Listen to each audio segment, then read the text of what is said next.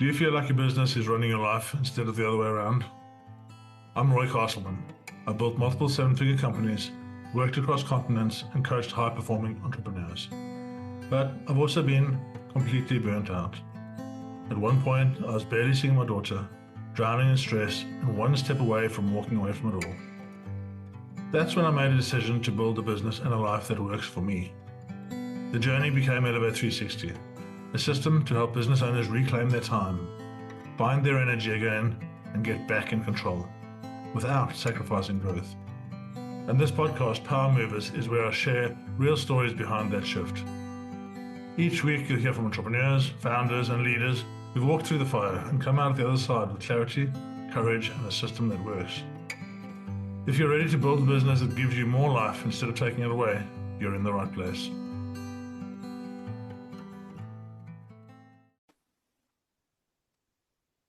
Good morning, good afternoon, good evening, wherever you are in the world. Today I'm here with LaKisha Mosley, and we're going to just talk about some fun stuff. LaKisha helps ladies in business, find the most powerful self. Oh, easy for me to say. I'm not getting my words out today. So welcome to the podcast. Thank you so much, Roy, for having me. I'm excited to be here. So let's go back. Let's go back to young LaKisha. What were you doing 20 years ago? What was life like? 20 years ago, I was a mom of two, just finishing one degree at that time, working a good government job like my mama wanted me to, to be doing. So yeah, I was in the workforce back then, trying to navigate being a mom and finishing school. It was a scary time. Yeah. Yeah. And how much growth happened in that time of your life? Oh my gosh. From a marriage and a divorce to a mental breakdown, diagnoses, till now, just so much growth has happened. And I don't regret any of those things that have occurred. I think they helped build who I am today. But when I look at where I was back then and to where I am now, I'm just like, oh my gosh, like the growth, just the knowledge, the wisdom that has come from 20 years ago to now. One of the things that I often argue with my partner about is I love failing Yeah, because the failure is where I learn, right? exactly. My biggest lessons have come from failing. So I say, oh, I failed that. And you know what the power in that is? It's when you can own every Yes, decision you've made and say, exactly. I failed, then you have the power of actually fixing it. Exactly. I love that you said that. Most people don't see failure that way. Most people see failure as something bad, but I feel like it's a redirect, Roy. It's really a way of whatever you believe in. I'm faith-based, so I feel like it's a way that God's telling me, maybe you should have went another way. Or is that gut feeling that I probably should have listened to at first that told me don't go that way, and I went that way anyway. So Yeah, I feel like without failure, what are we really learning if everything we do succeeds? yeah, absolutely nothing. Yeah. Absolutely nothing. So now you are an entrepreneur. Yes. Tell me the story of how you became an entrepreneur. I love entrepreneurs. I think entrepreneurs are the best people in the world, right? Yes. We see a problem in the world, and Right.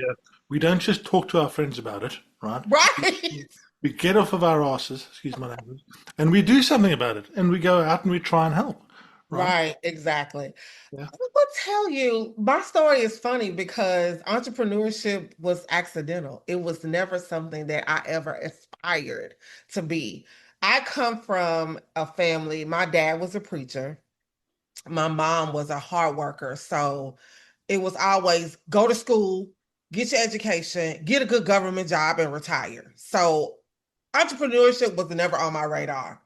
It wasn't until my then husband and I had planned our kind of like 5-year wedding renewal that the event planning thing came into mind. I was like, I really like this. Like, I love doing this. 2 weeks later, my job laid me off. And with my severance, I'm like, I think I'm gonna start a business. And hence I started my event planning business. So it wasn't like, oh, let me just do this. It was just like it just kind of happened because I was like, I never aspired to be an entrepreneur, but I do feel like it was in my bones because everything grew very, very fast. I started off doing weddings. You can't pay me to do a wedding now. I will absolutely not do a wedding now. I hate brides. I will not do a wedding now. But it started with just doing weddings, then it morphed into more social events. And now my company, 13 years in the making, has now morphed into a hub for mental wellness events. And so not only do I curate my own, but I also help clients curate their own events. And it over the time it just grew to where I redirected, pivoted, changed, shut down, reopened. I've done all the things when it came to this business, but the journey was so worth it because now I feel like I'm really in my calling. I feel like I'm really where I need to be, and I get to help people build lives and businesses and things, putting their mental wellness at the forefront of it. You know, the thing about a company, any company, is a company is your baby. Yeah. Yeah. You start out and you have this idea, conception, right? Right. Yeah. And then you're like, okay, I'm going to do this thing, pregnancy, Right. right? While you're just going through it. Then birth comes and you don't sleep for six Yeah. months, right? Yes. And then the terrible twos arrive, right? Yes. Yeah. And slowly you go through those years 6 and 7 and 8 where they're actually quite nice. Yeah. Yeah. Nice Yeah. child, right? And Exactly. then teenage comes along. Right? Yeah. And Yeah. the thing is that when teenage comes along, this is where so many business owners get stuck, right? Yes. Because what you're trying to do with this baby that you've birthed is you're trying to teach it how to go and survive and serve your mission in the world, right? Yep. By itself. Exactly. And that's when you know you've arrived. When Yes. you don't have to worry about your kid going out Right. and playing on the swings when they shouldn't play on the swings and coming back Exactly. drunk. And yeah, yeah. So where are you in that stage now? Are you at teenage years? Are you at? Can you go on holiday for 3 months and not worry? I wouldn't say 3 months. But I could possibly go for maybe 30 to 60 days. I don't know. I haven't tried 3 months. Good job. Good job. I have had to because of health issues. When I had a breakdown, I literally had to step away. I did think I stepped away for about 3, 4 months, and the business was able to sustain itself. So I'm probably in between teenage and maybe the scaling part because some parts of the business are new. So the focus only on mental wellness is the new piece, Mhm. but the event piece, the curation, all of that, none of that really changed. So I think I could be like in between those two where you still gotta kind of keep your eye on it, but you can relax and know that it can still sustain itself. Yeah, because one of the curses and the pleasures of being an entrepreneur is that there's so many ideas, right? Yes. Yes. It's like stop them, please. I call it, excuse my language, but I call it the shiny shit syndrome. That is true. That is true. I'm glad you said it like that. We have to be real. That's one thing about entrepreneurs. I love us because we're real with it. Some people, they may say we have a potty mouth, but listen, it sustains me most days. So, yeah, one of the things I like talking about is vision. Yes. Yeah, because I feel when you have a vision, right, when it's solid, and when you've given your vision to your company and your company Mhm. owns a vision, Right. that's the thing that takes you through those dark nights, right? Yes. Yes. What's your vision? My vision is kind of twofold. And I say that because, like we said, your vision is what you want your company to achieve in the future. But I have a vision of what I want my company to be like now, or what I'm hoping it is now. And it is a safe space, a beacon for women leaders who want to just build a life that is sustainable for them, a life that does not involve the hustle culture, that does not involve pressure, that gives them a soft space to land. I'm hoping that's the vision that I am giving people now.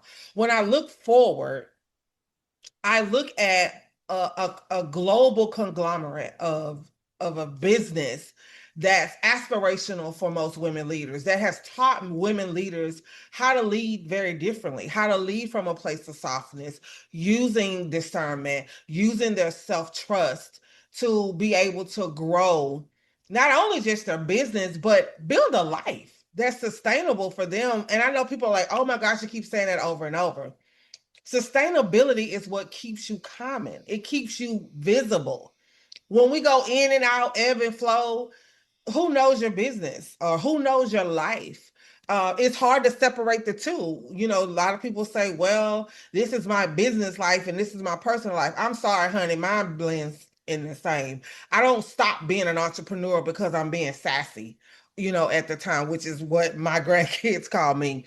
I don't stop being an entrepreneur because I'm spending time with my kids and I'm being a mom. I'm still an entrepreneur. It's just the role at that time is I'm being whatever it is at that time. However, I really want women to learn that you can have a business that does not tax your sanity, that success for you can look like a rest day. It can look like what you just said, Roy, taking 3 months off and knowing that your business will not fall apart. 100%, bro. You've mentioned twice about your breakdown. Yes, Do you want to go into that? we can go there. This is how all this came about. I'll just say that. Well, my initial first breakdown, so I've had two, y'all. My initial first one was probably 2 years into the pandemic. I was curating mental wellness events then. I had tapped into this network of women and men who wanted to talk about mental health. And culturally, we don't talk about mental health in the Black community. And I was proud that a lot of us was coming out and talking about it. So this was around probably like my 46th birthday. I started to feel really weird, but I'm thinking, Roy, girl, you're getting old. Just go get a pill. You're going to be okay. And the doctor was like, no, ma'am, you are severely depressed and I need you to go see a therapist. So here I am, the person who's putting on mental health events, Yeah. who is advocating in the mental health community, and I needed help. That was a huge eye opener for me that says you can have all the resources at your fingertips and still need help, still not utilize them. They were right there. People that are in my phone, I could text and say, I'm feeling weird. I wasn't utilizing them. And so that was when I felt really alone because there was no spaces where entrepreneurs, especially women entrepreneurs, could go and say that they didn't feel a certain way, that they didn't feel okay. And I made a vow then that I would be the last person, if possible, that would sit in a bed in their bedroom questioning should they carry on life and not have a safe space to go to. So that was 2022 when I was like, okay, I'm not doing that. So then we launched things and I'm doing all the things, Roy. Like I'm doing all the events, I'm on the stages, I'm doing tour, I'm doing all of the things. And here we come to November 2025, and your girl crashed. Not because my business wasn't successful. My business was very successful, but I was doing too much. And what I was doing wasn't sustainable. I was saying yes when I should have said no. I wasn't resting. I wasn't nourishing my body properly. I wasn't listening to the still soft voice that was saying, girl, sit down, rest, relax. I had betrayed myself and my body by not listening. And I knew that I couldn't go on that way. It was so bad. It was literally probably a 20-minute breakdown, Roy, to be honest with you. It was like a panic attack mixed with like a heart attack, but I wanted to die. I felt like the relief would be in me not being here anymore. And I was okay with that because what I was feeling was just way too much. And in that time, all I could do was cry and pray, cry and pray. And from that recovery, you now have the Soft Simple CEO because I knew the way that I was going, I couldn't sustain it. Here I am knocking on 50, and I'm looking at statistics that say that women leaders, especially Black women leaders, don't live long. We don't have a longevity as men because, not to say y'all don't worry about stuff, y'all do, but it's just a different way statistically that they say that women leaders just don't have a long life. Most people don't live very long if they're in a leadership position. And so I want to change that. I know I'm only one person, but I feel like if we could have different things that are like show a different way of doing things, that longevity for women leaders could be a thing. And so I just journaled, prayed, walked, relaxed. I took 60 days off from the business. It was sustainable. We still had client events. Um, Still had things going, but I really had to go back to me. I had lost me in all of that. And from that came the Soft Simple CEO, which is just a softer, simple way of leading, both in business and in life. Beautiful. Thank Beautiful. you. You know, entrepreneurs, the first big thing that they step into the role for is for freedom. Yes. I want the freedom. Yeah. And the first big mistake that they make is their freedom ship becomes their prison. Right. Exactly. Oh my gosh, I'm glad you said it like that. That's so true. Yeah. Yeah. The second thing that we come up with that we never realize is a thing is entrepreneurship is lonely. Very. You know, you get super excited about this thing. Yes. Then you tell your family about it, and after you told them 3 times, their eyes glaze over. Yeah. Then, Oh, then you get to a situation where you can't tell your staff what the problems are because you need to be showing this positive face. You yes. can't tell your suppliers, and there's nobody, right? Right. Right. Yeah, there's nobody there, and yeah, I have a business owners community just because of this. Right. Yeah, because we need to get together with other 2% of people in the world will start a business. Two, Yeah. Yeah. yeah, there's Yeah. not that many of us out there, right? Nope. Nope. Not So at all. we need to get together and we need to kind of come together and share. I mean, to be able to Exactly. sit in a room with 20 other people, yeah, and actually have everyone have the same problems as you in different flavors, of course. Yeah, Right. yeah, but which is the same kind of the same problems and different problems, and be able to share those and to feed off of each other. That's so powerful, right? Yes, it is very, very community is big. And I think people miss community piece. Collaboration is another thing that's big. Mhm. I love connections, collaborations, and community. They are my 3 C's. They actually help get me out of the pit when I go into the pit. As someone who lives with high functioning, you sometimes are depressed, don't even know you're depressed.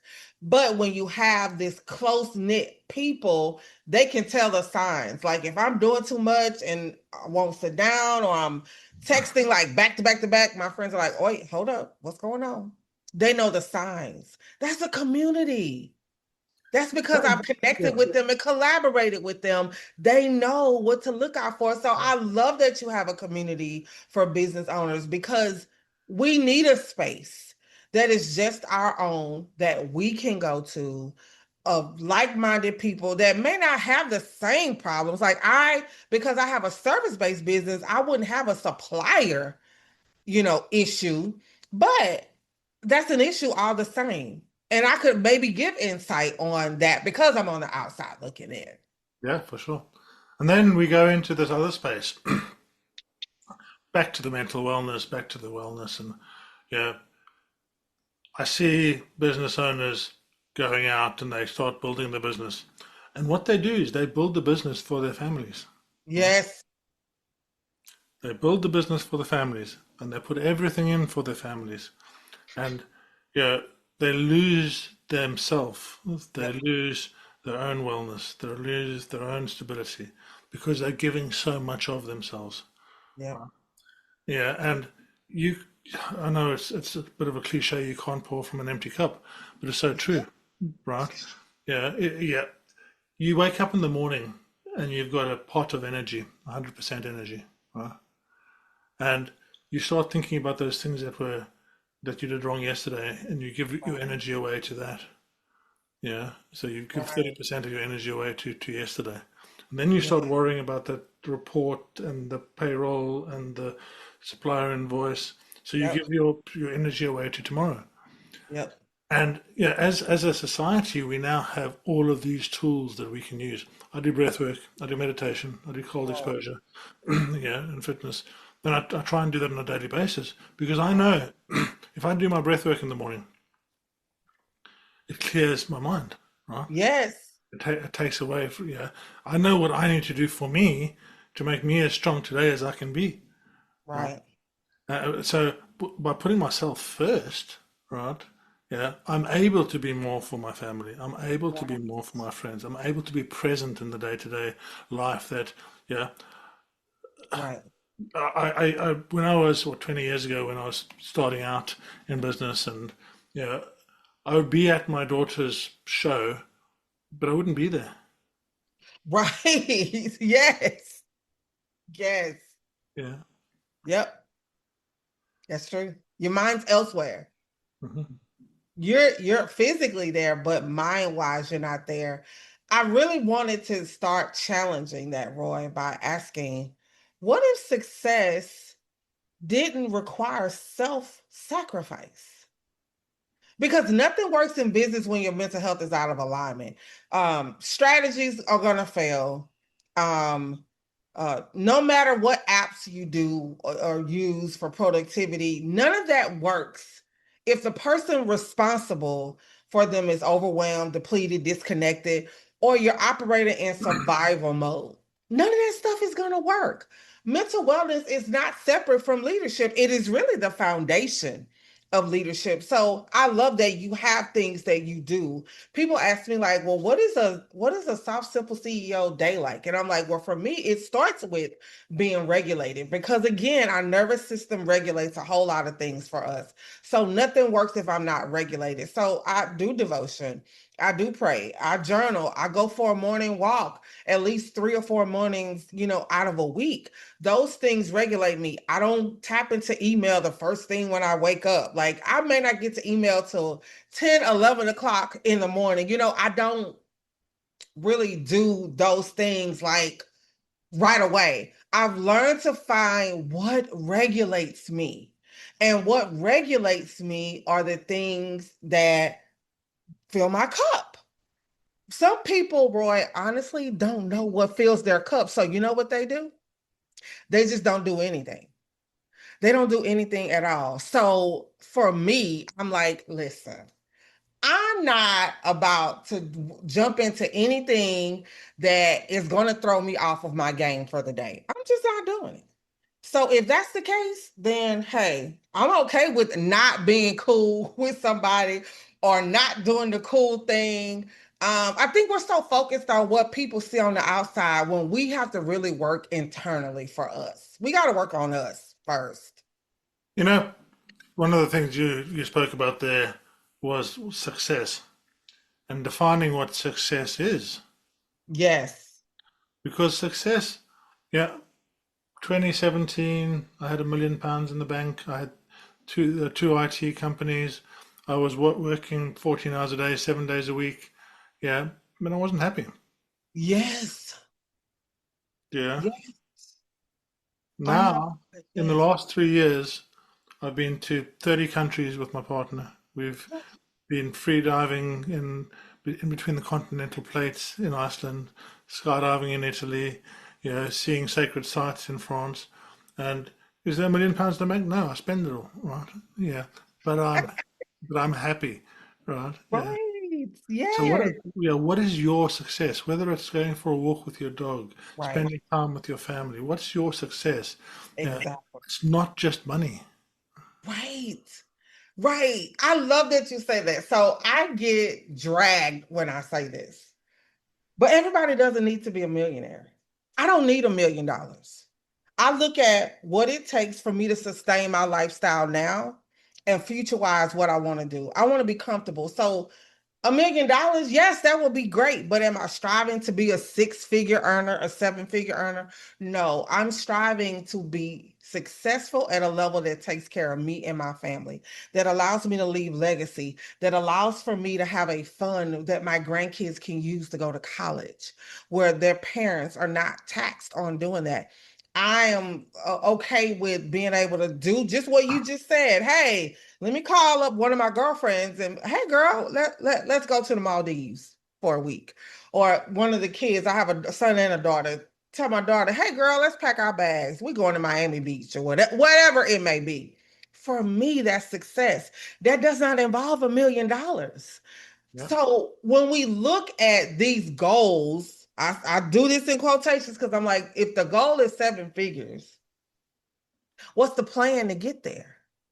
And when you get it, then what? Because I made six figures. I made six figures during the pandemic. Ask me where it's at now. Because I didn't have a plan for how I was going to maintain it, Roy. I just wanted to get there because everybody else was getting the six figures. I was doing what I needed to do during the pandemic because everything was really good during that time. But that was probably what taxed my mental health the most, was trying to get to that six figures with no plan and no strategy of how I was going to maintain it. One of the most foundational moments in my life. Picture it, 19-year-old me, living in South Africa, had a fight with my girlfriend. She told me to go play in the traffic. It was at night. Oh, I left home and I just hitchhiked away, full of testosterone and yeah.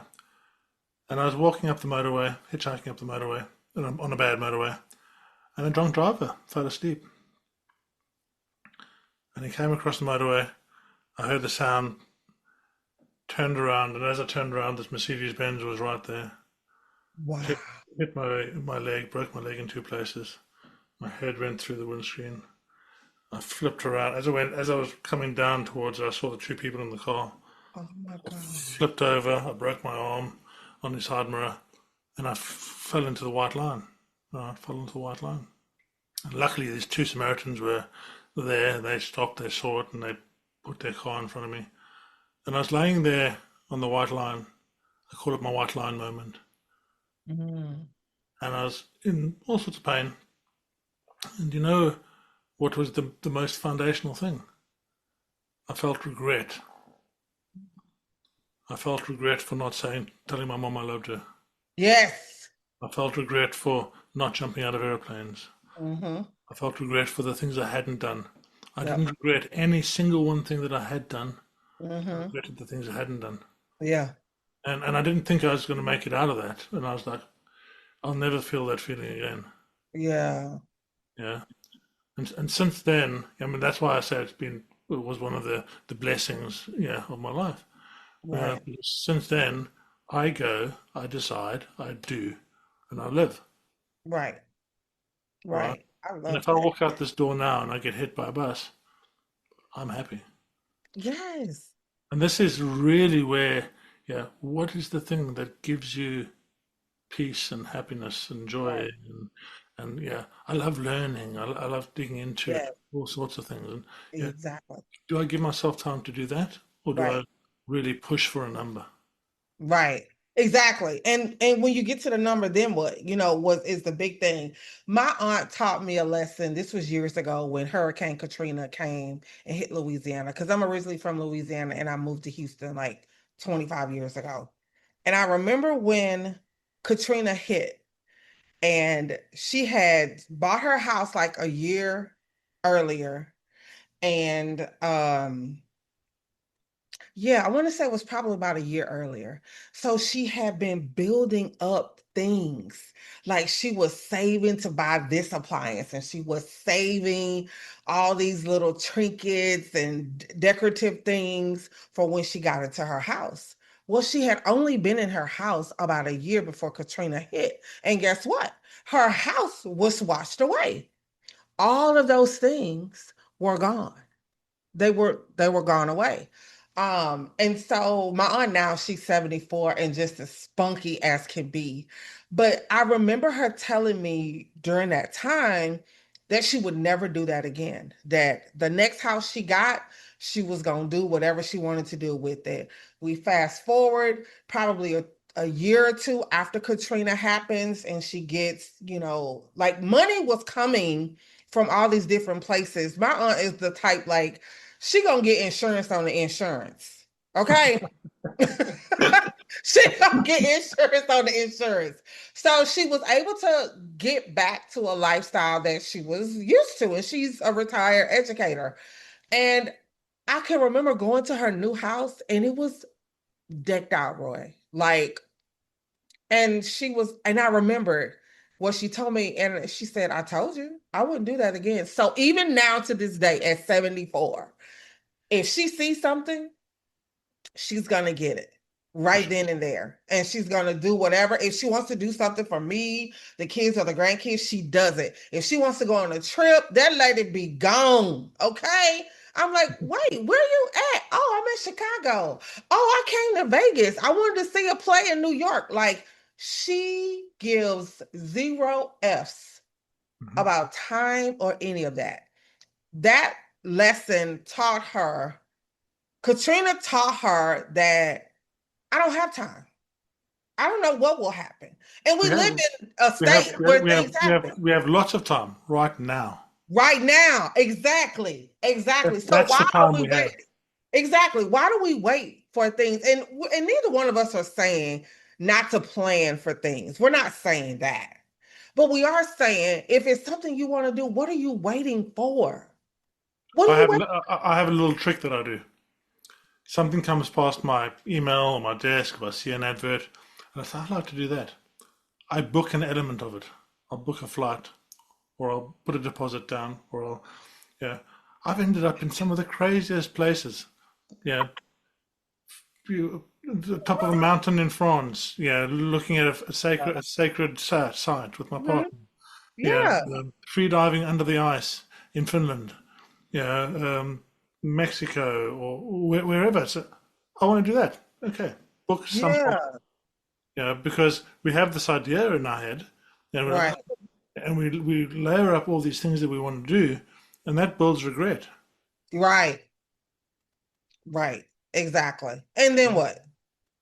And then what? Then what? There's a saying that says that in the graveyard there are more dreams and businesses and ideas than that are present. And for me, that was scary. Like even in those breakdown moments where I felt like no longer being here was the relief, I felt like you felt the regret of not doing X, Y, and Z, not saying certain things. And I think this last breakdown was so pivotal and transformative for me because my parents are no longer here.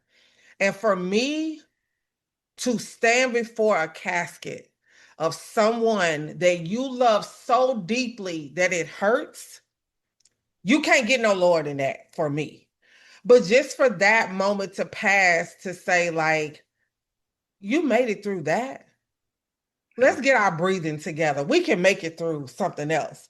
And I think I came back with a vengeance. People were like, oh my gosh, girl, you got this little pep. And they didn't know I was still in recovery world. Like I was literally recovering from years and years of saying yes, years and years of a dysregulated system, years and years of just doing things just to be doing things. Like, what was the purpose? And so now things are more intentional.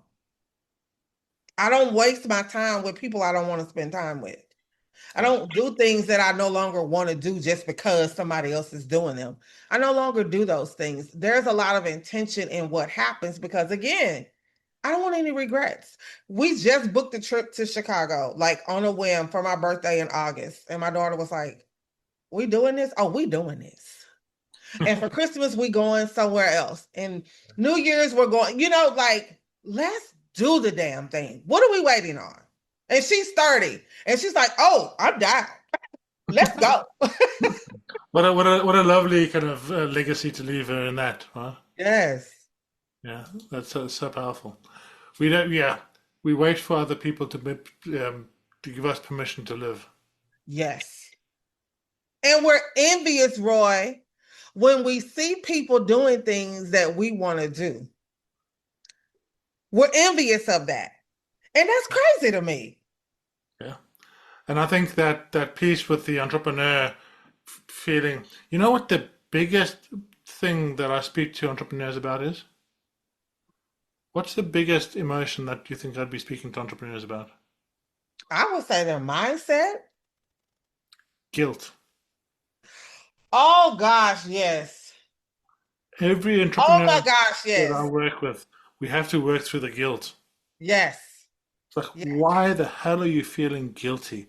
Listen, dude, you're sitting here. You've got 20 staff that all have food, that all have houses, that all have all these things in their lives because Right. you made it happen. And you're feeling guilty because you want to go away for a weekend? Yeah.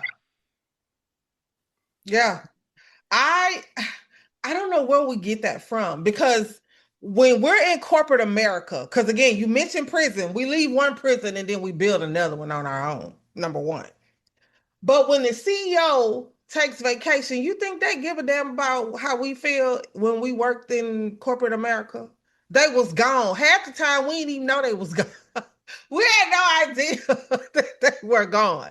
When your supervisor or your manager or your leader leaves, goes on a vacation, you think they care about how the team feels about that? And why do we care if we're doing our part? So you're right, like that guilt, I think we all carried it to some degree. I just got to a point where I didn't care. Like, my team knows I'm out. They know it could be at a moment's notice. I love that you say, I see an ad, I book a flight. Like, I am leading up to that now, to where, like, if I start to feel the depression, what's my happy place? What's something that makes me happy? Oh, let me book it and go. Even if it's a staycation right in here in Houston, I may say, oh, let me go stay at one of the nicest hotels. And I'm just going to order room service, and it's going to be me, God, and my journal. That's what I'm going to do. I'm not feeling guilty about that. Amazing. So, before we wrap up, I just want you to think about something, right? Yeah. What one bit of advice would you give the ladies that you're talking to? What's the one thing that can make the most difference in their lives? I think the one thing is to stop self-abandoning. Like, that's one thing that I feel like we sometimes as women tend to do. I love how you even gently corrected me when you asked me, well, who are you? And I'm telling you all these other things. And you're like, but who are you? We lose who we are with our roles, with the parts we play in people's lives. We lose who we are. We have to stop self-abandoning ourselves. Get back to who you are. Get back to what that inner voice tells you about who you are. Because I think that's when your best self will come forward. Magic. Well, thank you so much for joining me. It's been such a pleasure talking to you. And yeah, I wish the company all the strength in the world. And even more, I wish you peace. Thank you. It was exciting to be here. Thanks for listening to Power Movers, the podcast from All the Power, where our mission is to help business owners reclaim their time, reset their energy, and live the life they love. If this episode sparked something for you, your next step is simple. Take the fit check at allthepower.co.uk. It's a short clarity tool that helps you see where you are, what's getting in the way, and what might be possible if you have the right system. When you're ready, come and join the tribe. Power Movers start with our signature framework called Elevate 360, a system built to help you escape survival mode, create structure, and move forward with power. Just remember, everything we share here is based on real stories, experience, and frameworks. It's not personal business advice. always speak to a coach or advisor before making big decisions. Because in the end, it's about more than business. It's about building a life that you actually love. I'm Roy Castleman, and I'll see you in the next episode.